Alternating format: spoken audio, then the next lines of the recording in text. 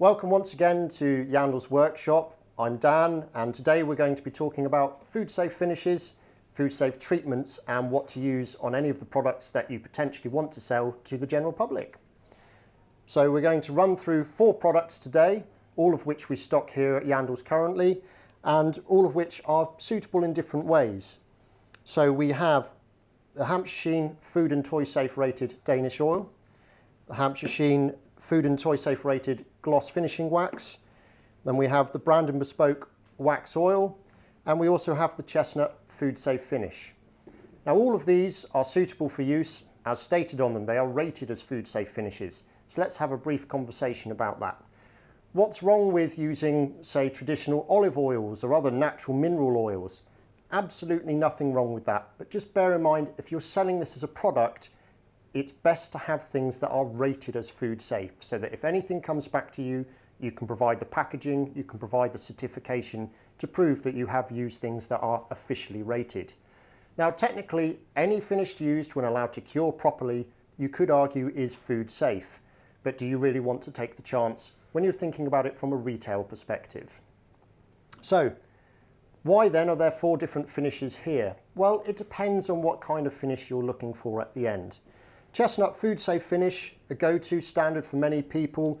It's a liquid format, works really well. You can paint it on, you can apply it with a brush or a cloth.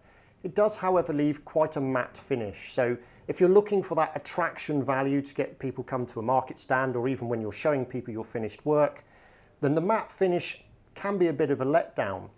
But that's ideal for the inside of a bowl, particularly if it's going to have fruit, nuts, that kind of thing in it, and you're not really going to see it.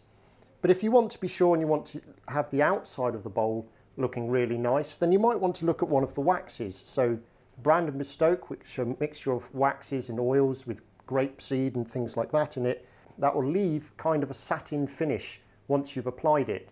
The difference is with this one, you need to apply it liberally, leave the product overnight, and then buff it off, or at least for sort of 6 hours, say. So it can take a while for that one to dry compared to the liquid food safe finish. The Hampshire Sheen range, you've got 2 options.